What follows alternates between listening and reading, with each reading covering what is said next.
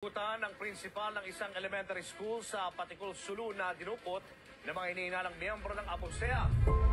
Namulat ako sa mga balitang tulad nito tungkol sa Sulu.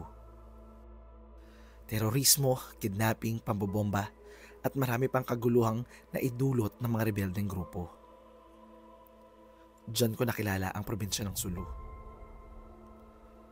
Pero ngayon, wala nang Abu Sayyaf sa Sulu. Yan ang pahayag ng Philippine Army base sa deklarasyon ng Task Force sa Lalawigan. Mas payapa ang araw ngayon doon ayon sa isang... Kaya naman, samahan niyo ako at explore natin ang naitatagong likas na ganda at makulay na kultura sa probinsyang nooy binalot ng takot ng mga rebeldeng terorista.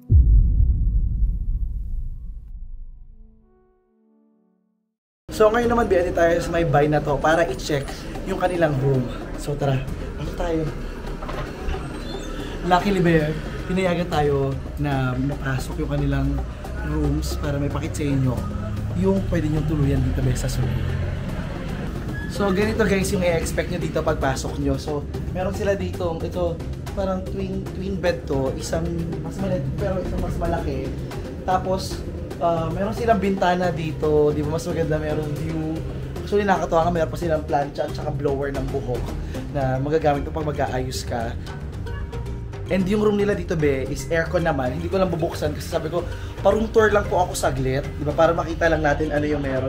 Ayan, meron sila dito electric kettle para kung gusto mong magkape. Pero actually be, kung gusto mong magkape dito, meron silang cafe dito sa baba, Kambalo, yun nata yung pangalan ng cafe nila if I'm not mistaken. So ayan guys, nakita nyo yung kwarto. And ito meron sila dito salamin. And dito rin yung kanilang CR. Ayan. In fairness, maganda naman yung room talaga nila dito be.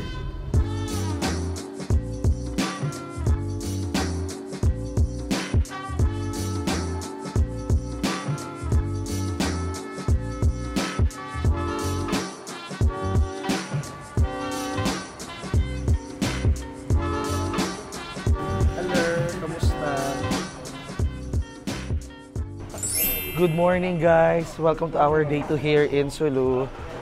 So, ito na guys yung mga kasama ko. And for now, mag-breakfast muna kami. So, actually, hindi kami ito nag-stay. Nag-stay kami sa Sulu Peacekeepers.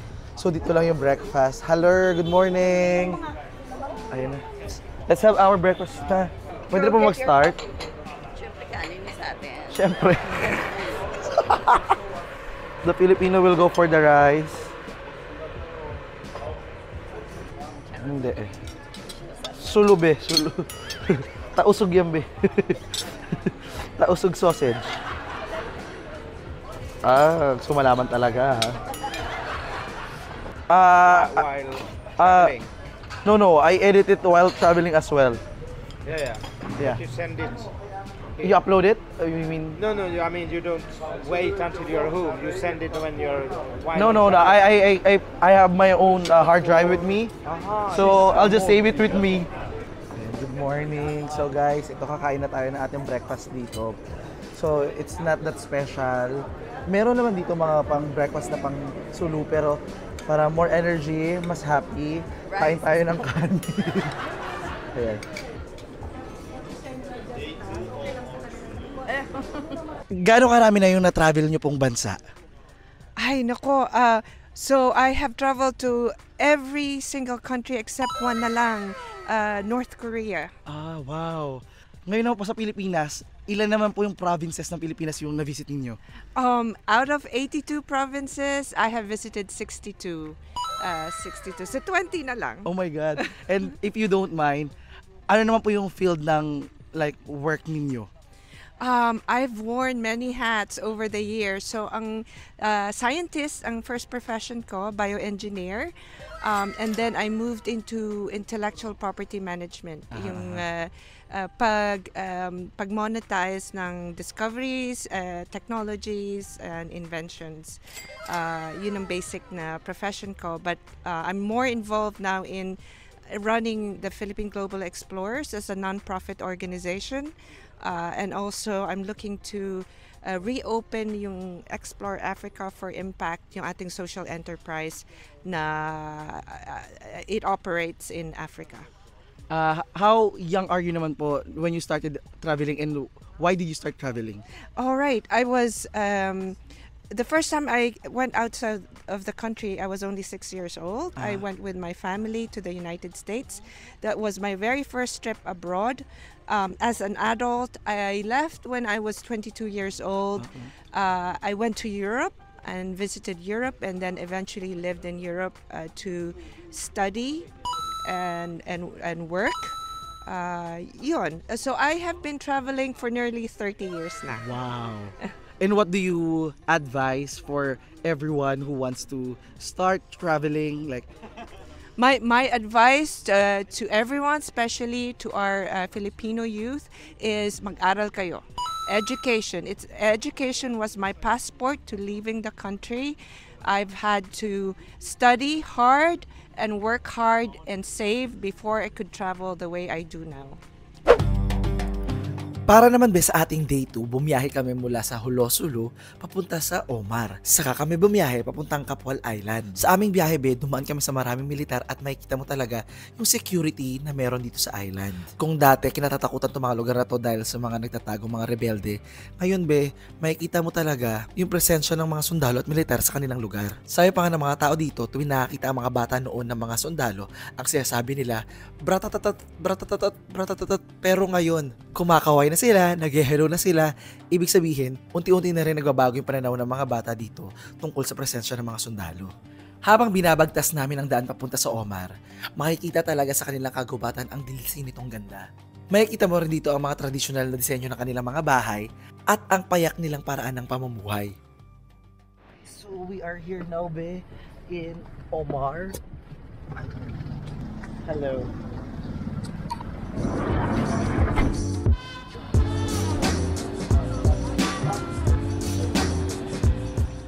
So tatawid tayo doon sa kabilang island. Naghihintay lang tayo ng boat natin. So papasok muna tayo dito. Ang ganda ng lugar, grabe, nakakatuwa. This waiting shed was donated by Councilor Nurhan Omar. No public funds were used. So andito na guys yung ating sundo, yung ating magiging guide sa pagtawid natin dito sa kabilang island. So let's go. They are taking pictures, a lot of pictures guys. So alam niyo naman yung kasama natin dito, iba-iba kaming travelers dito, mayroong local, mayroong international. So ayun, nakikita nyo sa background na yun, may mga kasama rin kaming service. Okay. First one, best one. Nauna ako So I'll just sit here in the front dahil natuto na ako dito. First one, best one. Yeah. So at the back, please fill up. we learned our lessons already. Yeah. First one, best one.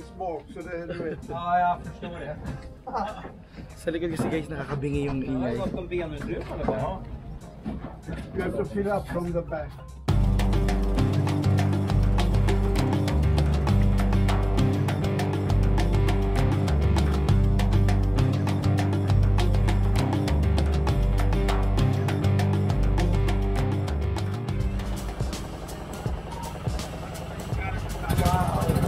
Sobrang ganda guys, sobrang linaw.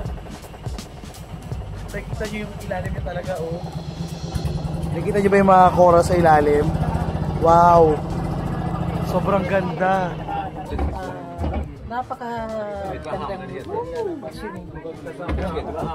Sobrang ganda. Ano pangalan po nito? Sani-Sani Beach. Sani-Sani? Sani-Sani Beach. Tapos, Sani-Sani Beach, Kapwal Island, Umar. Under siya ng Municipality of Umar. Tapos yung Kapwal Island, Hole. Hole. Yung inupuntan natin, Kapwal Island. Wow. Welcome to Sani-Sani Island, guys. Sabi ko sa inyo kahapon, matikim pa lang yung So, wow. Ang ganda. So beautiful. Diba? Perfect. And look at the sand. Very fine white sand. Mas pulbo pa sa pulboron. Nakasabi talaga. Hello. Tingnan nyo guys, oh. Parang harina. Yeah, it's like flour. Ang ganda ng kulay ng tubig dito guys, grabe.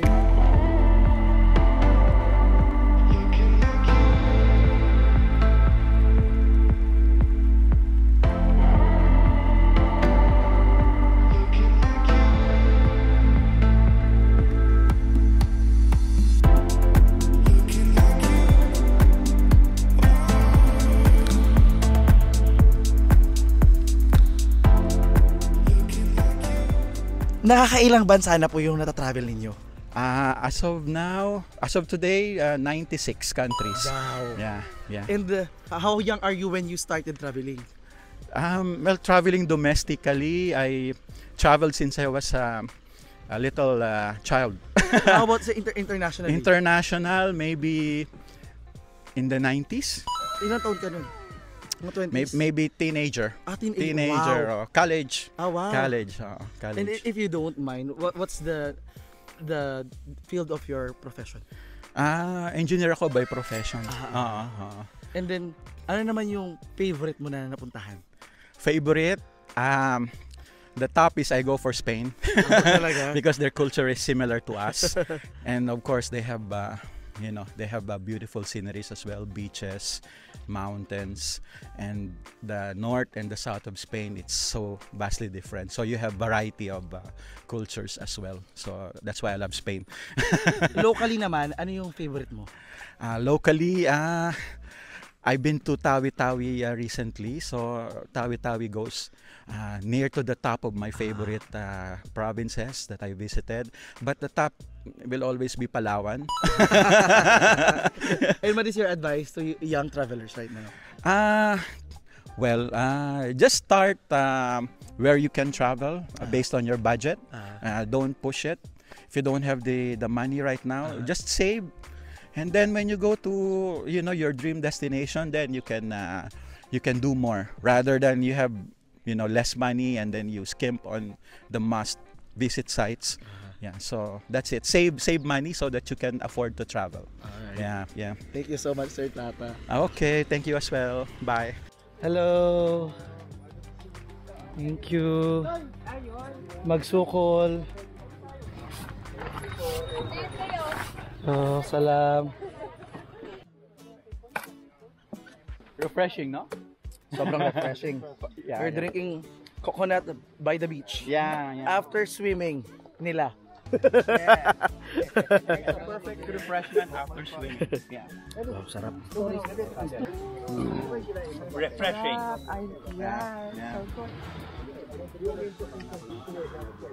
Wala na po kayong buko? Ayun! So, kain muna tayo guys dito ng buko. Ayun na kayo. Ay, ang kapal lang ano niya, oh. Anyway, pagdating natin mga 11:30. Wow. 12.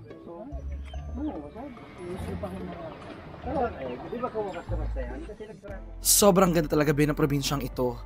Just imagine this beach of Sani-Sani. It's like a paradise, be. And take note, naging exclusive sa amin tong island na ito. At para naman sa mga babaeng turista na gustong magkaroon ng mga IG pictures and #vitamin C, paalala lang na ang Sulu ay isang Muslim province. Kaya naman, you have to observe the rules. Hindi tayo pwede magpakita ng mga balat, pero pwede lang maligo. Advisable kung naka-leggings or naka-rash guard. And for our lunch naman, pumunta naman kami sa may rock formations.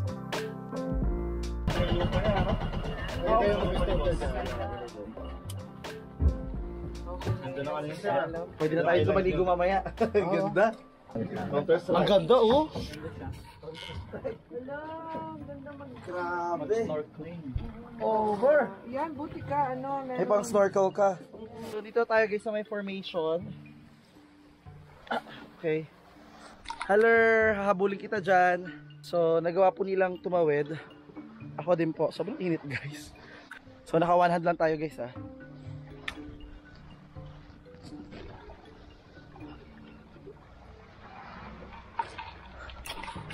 Hindi naman pala nakakatakot. Kala ko lang. Ayun, ang ganda ng ano, oh. Picture na kita. Picture mo ako. Tumalon niya yung ahas. Aggressive yung ano na yun. Tumalon eh. Sige. Paano mo na natin. Nakita ko kung tumalon eh. Tumalon siya dyan eh, oo. So mayroon kami nakita ahas. Hindi ko pa nakita kung saan. Hindi lahat ng ahas ay nasa gubat. Ayun Yes. ayun o, sa gilid o. Umaakyat ulit. Hindi makita, lapitan mo. Aba yan. Ito, turo mo to. Yun, gumalaw. Hindi mo makita. Ayun. Ayun, nagko-camouflage siya, oh. Ang galing na. Hayaan nyo lang. Oo, hayaan nyo na siya. Hayaan nyo lang. Alam mo yung, nag-uusap kami, sabi namin, ang ganda nung, rock formation. As in, yung ano niya talaga pag nilapitan mo, oh. 3D siya. Kaya nga, biglang may ahas. Tumalon. Tumalon siya. Ayun siya, oh, maliit na ahas. Nice creature. Sabi, uy, wow, nag-sign siya, no. Sabi niya, no way, don't come my way. Fight or flight mode siya. Wow. Yung patay. Nag-ano pa siya. Naglalabas ng dila.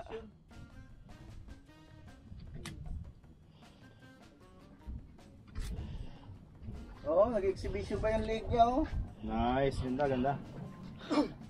May talent siya. Oo, may talent yung ahas. Kaya may dila. Yung talent siya, dapat mamaan natin mag-aayos. Uy, panoorin nyo para matuto daw kayo. Grabe. Yung mga ahas pala, magaling pala talaga mandila, oh. Protect yung mga ganitong tapos. Hindi ko alam kung saan nang Sa taas mo siya. Sa may uluhan mo siya. Ako yung pagtalon eh. Oo, nakita ko eh. Maganon ako dito. Ang ganda kasi talaga, oh, ayun, oh, 3D siya, oh. Tingnan nyo, oh. 3D siya. Diba? Pinabasa kasi namin yung signages na these rocks are important to us, diba? Saan? Ayun, oh. Nasabi? To us equivalently, you are precious to me. Please help us protect these nature gifts. Diba? Yung mga pasayli si Kapitan. Kaya nga eh. Tara na, balik na tayo. Balang maligo? Gusto ko nga maligo kaya babalik na ako eh. So ayun guys, maghihintay na tayo ng ating lunch. Pero before that, gusto kong tanungin dito, ma-interview yung mga kasama ko. Dahil karamihan dito ba, like itong mga local na kasama kong Pilipino, isa sa mga most traveled Filipinos here in the Philippines. Tapos yung mga Swedish naman, like most traveled person in the world. Yung naikot na nila yung buong mundo, ang iniikot na nila ngayon yung mga per barangay na ata ng bawat city sa bawat mundo.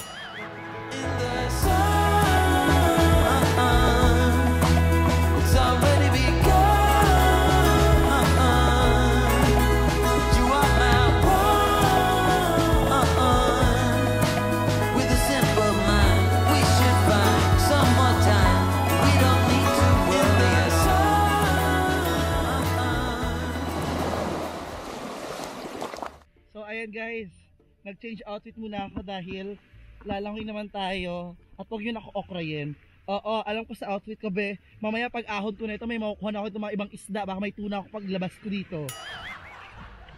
Woo! Wow, dito be sa ilat, hindi ako marunong lumangoy. Paano kaya ito? Dito lang sa gilid-gilid, takot ako eh. Hindi ako marunong lumangoy eh. Hindi din ako may ganito ako. Oh, go. Dito lang sa gilid, okay na ako. So takot ako guys kasi dahil hindi ako marunong lumangoy eh. At saka dito guys, marami kasing coral, so takot ako sa corals eh. Okay na. Oh, takot ako eh. Gusto ko siya nakikita pero ayoko siyang nalalapitan. At saka may mga starfish. Langoy na tayo guys. Langoy na nga kayo. Kayo naman langoy guys, lagi na lang ako eh. So lulubog na tayo guys. 1, 2, lubog! Baby, we're children of summer, we're meant to be free. Hearted, we're not like the others, no reason to be. And my ventures, they brought me to places I've never been. But you can walk through this world without a few punches upon your chin. Tula din ako. Hindi dapat hindi siya pumapasok yung ano, kaya yun yung test mo. Pero grabe. Ang ganda. Ang ganda pero nakakatakot kasi biglang parang a whole new different world. Sabi ko, oh my God, asan si Ariel? Wait lang, isa pa. Tapos nga ka, para malak mo yung dito. Bunga nga lang humihinga. Oo, yan. Wait lang. Punas ko lewat ako. Tapos yung dito, dapat yung mabuhok-buhok wala eh. Yung buhok. Wala na ng buhok, be. Dari dito. Inaano ka ng buhok ko? Tabang. Ayan. Pag ganyan mo ulit baka kinakabahan ako, baka pasukan ng tubig. Hindi ako lalayo.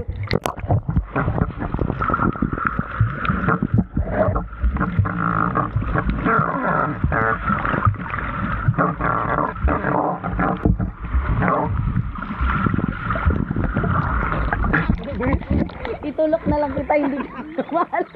Sabi ko sa'yo eh. Hindi ako umaandar. Hindi ako marunong lumabas, hindi pa ako umaandar. Dapat hindi sa taas ng tubig. Sa baba ka magkaan.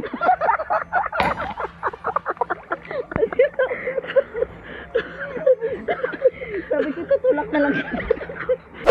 Hello. Let's eat, come on. So, kain muna tayo dito ngayon guys ng ating lunch.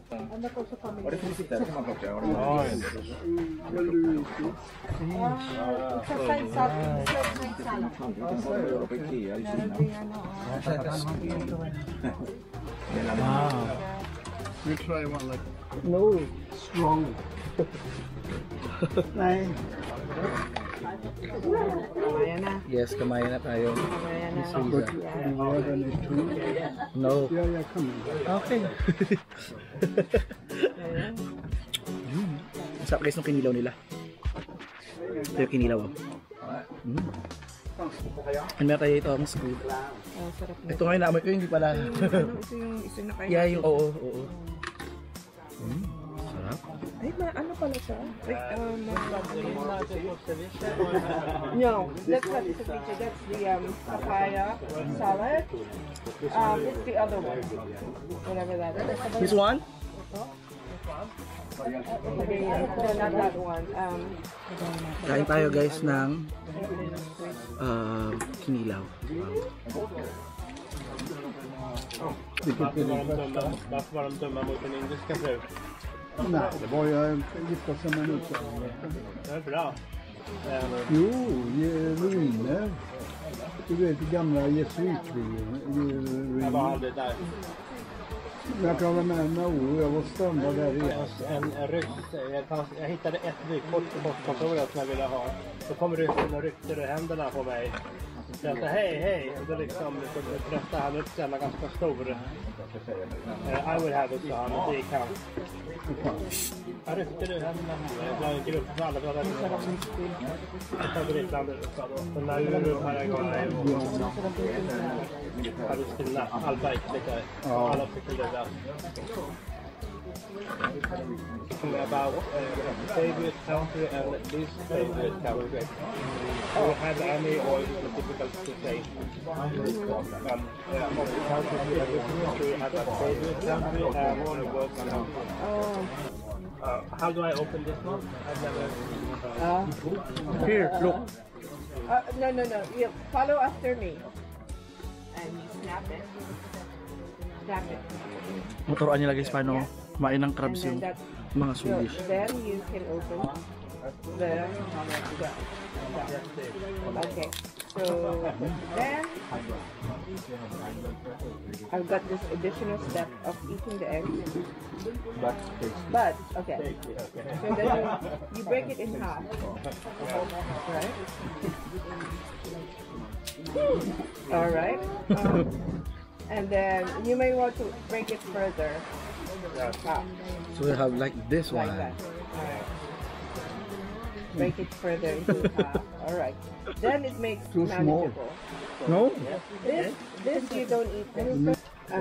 She would buy, whenever I'm around, she would buy many, few pieces of crab, and we would eat many hours, and we would drink beer as well. She drinks beer, and then after the end of our crab eating session, there's like a pile like that at the middle of the table, because we've eaten so much with the crab. But she's passed away now, so I don't have anyone to eat crab.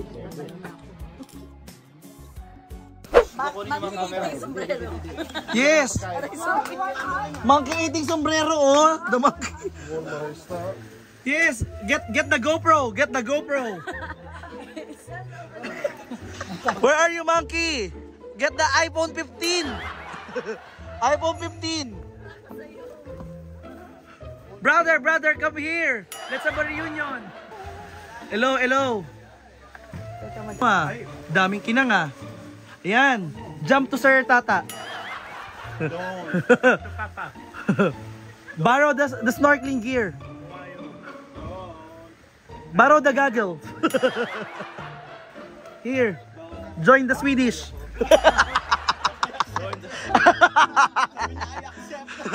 Join the 100 club. Do you want to travel?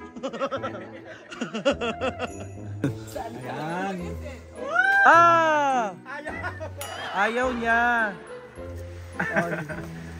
Maybe. Oy. Nawala na. Careful, be. Maybe he'll accept. Oh, he's clever, you know. Rejected. Sabi niya.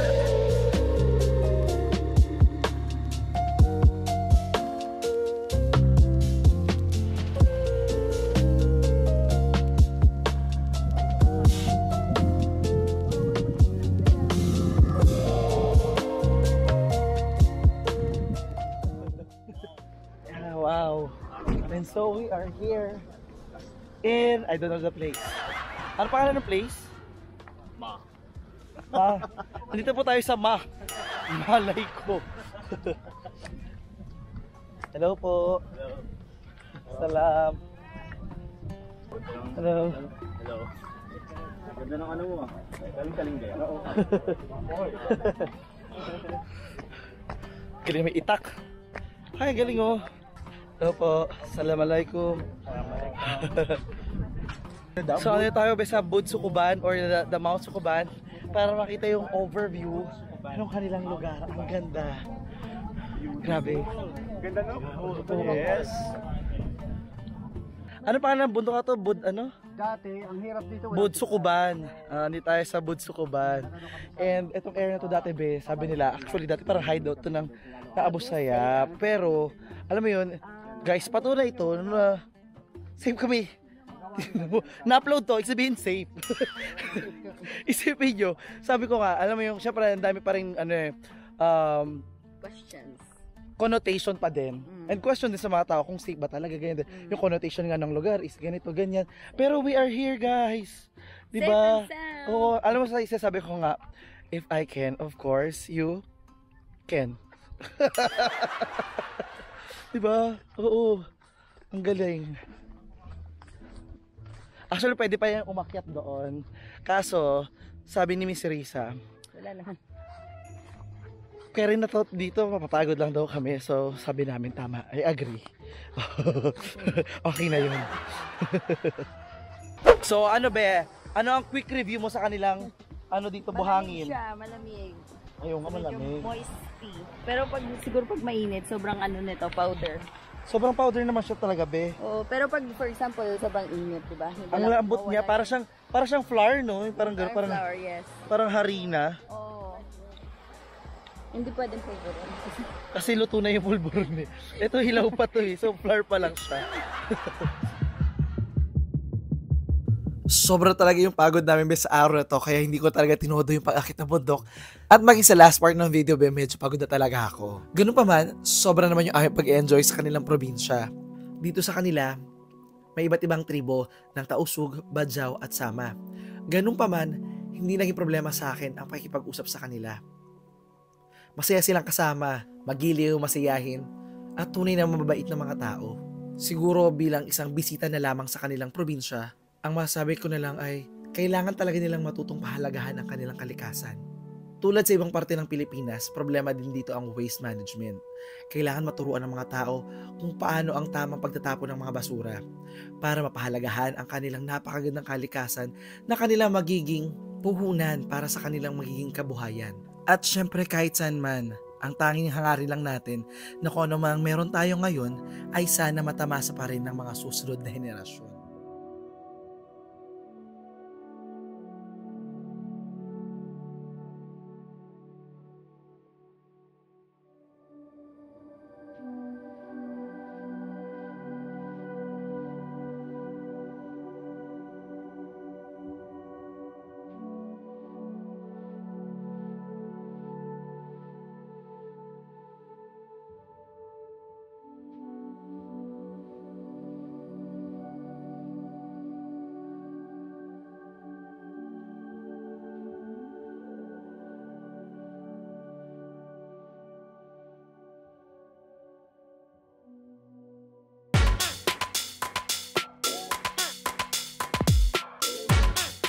At bago matapos ang ating video, isang pangmalakasang shoutout muna sa ating mga channel members kay Tita Gayi, kay Cecil Garcia, kay Mark Angelo Molina, kay Jerry Rose, Georgian Seni, Serenity Yo, Angeli, Mariluz Abiton, Ivy Huelar, M. Oliveros, Joy Novello, Ronilyn Quijana, Sandy, Joanne Castro, Sarah Jane Maglonso, Jovis Vlog, Carmelita Floren, at half Filipino Austriano. Subscribe kayo sa kanyang channel. At Judy N. Matutina.